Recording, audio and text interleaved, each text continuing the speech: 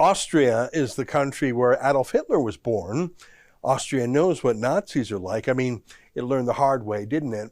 What happens when you demonize your fellow citizens, when you declare an unclean underclass, Untermenschen in German.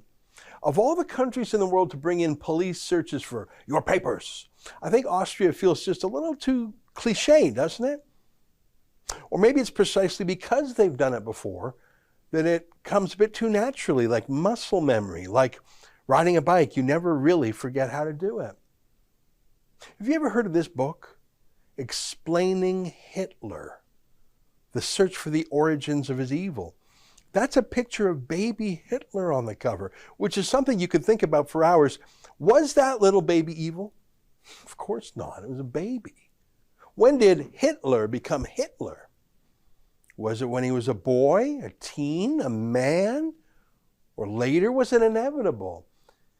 You perhaps heard of the thought experiment. If you could go back in time and kill baby Hitler before he set the world on fire, would you do it? It's a bit harder to do when you see a cute little baby like that. I won't answer that question now, but let me quote to you something that Ron Rosenbaum, the brilliant author behind that book, said. He wrote an update to the book more recently, before Rosenbaum went crazy about Donald Trump. He thought about modern Nazism, including Iran and its threat to the Jews. Here's what he said. Let me read to you from the LA Review of Books a few years back. Before Auschwitz, Kurtesh writes, Auschwitz was unimaginable. That is no longer so today because Auschwitz in fact occurred.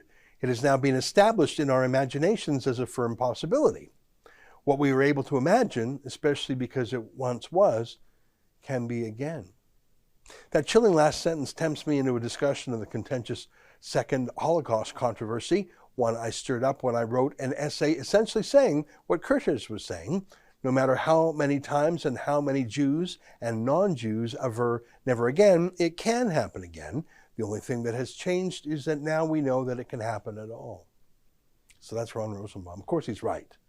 The unthinkable was thought. It's no longer impossible or unimaginable. And in fact, is it not more likely because of technology? Let me read some more. In fact, Rosenfeld, a far more learned figure on the subject, devotes the final section of his book to taking up and elaborating upon the necessity of confronting the potential for a second Holocaust, as has the Israeli historian Benny Morris, who mordantly observed that this time a second Holocaust would be much easier to accomplish. A single thermonuclear weapon could kill 6 million Israeli Jews in 6 seconds on a strike on Tel Aviv, rather than the 6 years it took Hitler. Wow, I'll stop talking about Jews and the Holocaust, but I'll talk about the war against civil liberties and civilization in general, the authoritarian instinct, the power of propaganda and social control. Put aside the Jews. Focus on the Nazism. Do you see Rosenbaum's point and the point of others he quotes?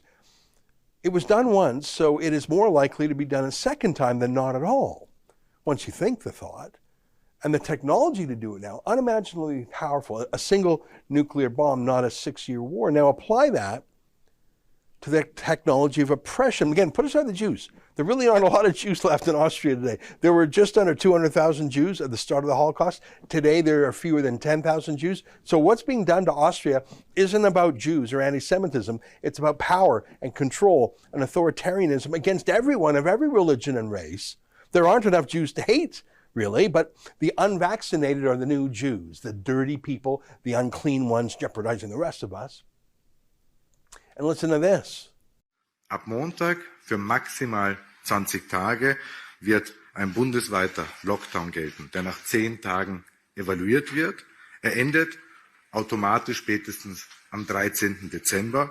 Ab diesem Datum, ab dem 13. Dezember, gilt für Geimpfte und Genesene kein Lockdown mehr. Zum Beschluss, dass wir sehr rasch jetzt eine bundesweite Impfpflicht in die Wege leiten. Diese soll bereits ab 1. Februar nächsten Jahres, 2022. Who's going to stop that? If this were said in North Korea or Iran or Venezuela or Russia a couple of years ago, wouldn't there be congressional hearings about it? And Justin Trudeau, well, not him, but someone else saying they care? I mean, the UN is fine with tyranny, but how about those in the West who still actually claim to care a bit about freedom and liberalism? But it's tough for the West, including America, to lecture the world on lockdowns and forced medical procedures and civil liberties infractions when America and the West is home to so many of the same things. At least in the States, there are some objectors. In Canada, the entire national establishment is complicit. That's an excerpt from my daily show, the Ezra Levant Show. Every day I do a monologue on the news of the day, then I interview an interesting guest, and then I read my hate mail. You gotta subscribe. Go to rebelnews.com.